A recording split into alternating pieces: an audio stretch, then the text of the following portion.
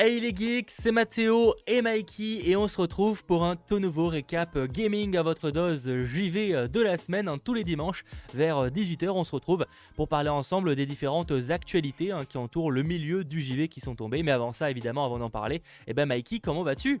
Eh bien, ça va très bien. Bonjour Mathéo, bonjour les geeks. Et oui, effectivement, nouvelle semaine autour du jeu vidéo avec quelques news effectivement assez cool. Des rumeurs par-ci par-là, des jeux qui pourraient sortir, des reports, des jeux qui arriveront très très loin, des news en bref. Bref, vous allez voir encore du menu flottin très croustillant. Ah, en effet, ça va être assez cool et d'ailleurs, ne perdons pas plus de temps et on commence par un jeu, The Last of Us.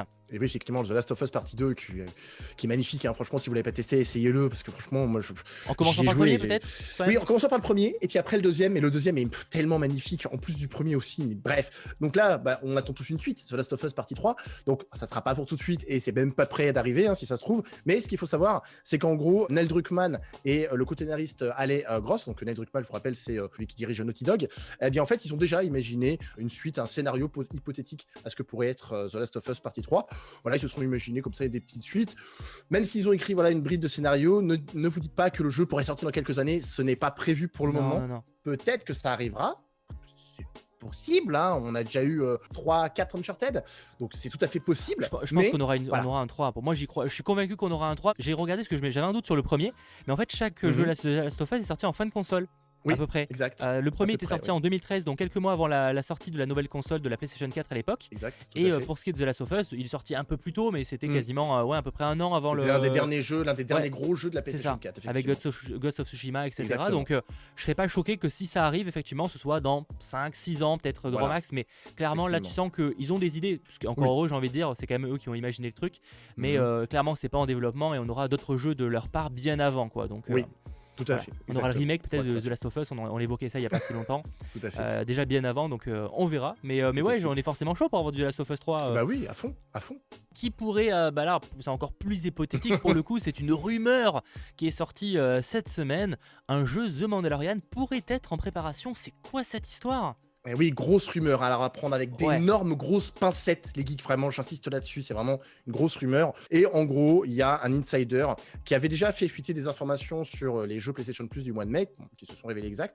Il y a en gros, cet insider qui porte le nom de Spesna, la head de Xbox Era, selon les sources qu'il a, eh bien, un jeu adapté de la série Disney+, donc The Mandalorian, serait en développement. Il pense que ça l'était, que ça l'est toujours. Selon lui, le jeu, effectivement, va arriver. Personne n'a rien confirmé, hein. C'est une grosse rumeur, voilà, j'insiste bien. Est-ce que vous, dans les commentaires, vous êtes chaud effectivement pour voir un jeu Mandalorian ? Moi, personnellement, je n'en vois pas l'intérêt, parce que la série se suffit à elle-même. Donc. Je sais pas s'il y a vraiment un jeu The Mandalorian qui est en préparation. C'est pas impossible vu le succès de la série, c'est pas impossible que Disney veuille capitaliser là-dessus.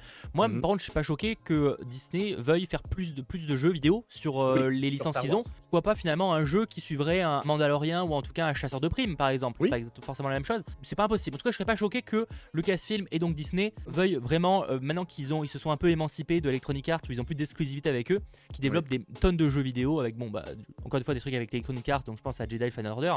Mais il y a d'autres jeux Star Wars qui vont arriver, hein. Il y a le jeu de Ubisoft là. Exactement, et je pense qu'on peut avoir d'autres trucs. Bon, là c'est pour le coup, c'est du côté de Indiana Jones, mais Lucasfilm bosse bien avec Bethesda pour développer un jeu, donc why not. Sachant que dans les rumeurs un peu liées aussi à Disney qui vont un peu dans cette continuité là, il y avait cette semaine, t'as un jeu fighter de l'univers Marvel. Qui selon certaines rumeurs, c'est des pincettes encore une fois cosmiques, qui seraient en préparation par l'équipe de ceux qui ont fait Mortal Kombat. Il y avait des rumeurs là-dessus sur qu'un jeu Marvel de fight serait en préparation. Encore une fois, pourquoi pas, hein. Bon, c'est vrai que les jeux Capcom, moi j'avais pas été un grand fan de ces jeux-là Marvel. Nous verrons, mais encore une fois en commentaire, n'hésitez pas à nous faire vos différents retours. News, alors là pour le coup ce sera quand même plus proche, hein. C'est quand même plus officiel on va dire. Resident Evil, en attendant le prochain opus plutôt, il y a peut-être une petite mauvaise nouvelle quand même. Et oui, si vous attendiez Resident Evil Reverse, donc le mode multijoueur, eh bien, dites-vous qu'il ne sera pas disponible au lancement de Resident Evil Village. Et non, le jeu est prévu, pour cet été. Voilà, on n'a pas d'heure, on n'a pas de date. Ce sera pas à 9h déjà. Voilà, c'est ça. Donc le jeu est prévu pour cet été 2021. Il ne sera pas disponible à la sortie de Resident Evil Village. Donc ça leur laisse le temps effectivement de bosser un peu plus sur le jeu. Dites-nous en commentaire si vous attendez ce titre, Resident Evil Reverse, pour son mode multi. Bon, après, je pense que Capcom veut investir à fond sur la licence Resident Evil. Là, il y a les séries les films qui vont arriver. Là, il y a le jeu. Le film et la série. Le film et la série. Et un film live qui arrive lui vers septembre, un truc comme ça. On enchaîne avec quelque chose de nouveau dans les récaps gaming, avant de parler évidemment des différentes nouveautés gratuites sur les PlayStation Plus et l'Xbox Live Games with Gold. C'est tout simplement les news en vrac. En à peu près 1 minute, on revient sur les grosses news qu'il ne fallait pas manquer cette semaine et qu'on n'a pas déjà abordé. Je pense notamment avec l'événement du State of Play, on va pas revenir sur les news qui ont été évoquées à ce moment-là. Ni no Kuni, Crossworld, le jeu mobile, bien une nouvelle bande-annonce a été dévoilée. Il y a une sortie éventuelle qui est prévue pour le 30 juin 2021. Il y a une version étendue du trailer de Tokyo Game Show qui est disponible, vous pouvez la regarder en ce moment, et un extrait également de la bande-son. Star Wars Jedi Fallen Order, qui est sorti sur PS4 et Xbox, est prévu sur PS5 et Xbox Series X et S. Et bien effectivement, ça a été confirmé, il sortira pour cet été. Fall Guys qui est repoussé sur Xbox et Switch. Donc Fall Guys est déjà disponible sur PC et PlayStation 4. Le lancement donc aura du retard, un tas de nouvelles fonctionnalités qui pourraient faire passer le jeu au niveau supérieur. Donc effectivement, le crossplay, bien entendu, ça on attend avec impatience le crossplay pour que tout le monde joue avec tout le monde, tout simplement. Exact. Et pour finir, rumeur sur un jeu de IO Interactive qui travaille actuellement sur un projet multijoueur, en plus de Hitman 3 qu'ils ont développé dernièrement. Donc un certain, visiblement, projet Dragon, donc à prendre avec des grosses rumeurs. Le site Windows Central, lui, indiquerait que ça serait donc un RPG AAA dans un monde Heroic Fantasy, dans un large monde ouvert aux inspirations médiévales, avec effectivement donc des dragons. Donc ça serait une exclusivité PC, Xbox One et Xbox Series X et S à confirmer. On verra ça plus tard. Voilà pour les news en bref. Grave cool, sachant que IO Interactive, pour prolonger, il bosse aussi sur un jeu James Bond. C'est ça que j'allais dire. Plus que Hitman, où la Hitman est sorti maintenant, James Bond évidemment. Pour terminer, bravo en tout cas pour ces news en vrac. N'hésitez pas à nous faire vos retours. On essaye d'améliorer le format chaque semaine. Et d'ailleurs, pour le terminer, ça c'est une nouveauté aussi qu'on fait chaque mois depuis maintenant quelques temps. C'est de parler des différents jeux gratuits sur les deux consoles, c'est-à-dire la Xbox, du côté des Xbox et du côté de PlayStation. Quels sont les jeux gratuits en mai pour ceux qui sont abonnés avec les différents abonnements? Et bien, regardons ça un petit peu en détail, notamment du côté de Xbox. Tout à fait, l'Xbox, donc avec le programme Games with Gold. Donc il y a 4 nouveaux jeux qui arrivent pour ce mois de mai. On a donc Armello qui sera donc disponible du 1er mai au 31 mai. On aura ensuite Dungeon 3 qui sera lui disponible du 16 mai au 15 juin. Ensuite suivront Lego Batman, disponible donc du 1er au 15 mai. Et enfin Tropico 4 qui sera lui disponible du 16 mai au 31 mai. Voilà pour les 4 jeux Xbox. On a eu pire comme moi, c'est pas moins incroyable, mais on a eu pire. Oui. Franchement, voilà. Voilà, effectivement, il y a eu pire. Là, bon, il y a quelques jeux qui s'en sortent. Il y en a 2. Voilà. Lego Batman est cool. Il date un peu, mais il était cool.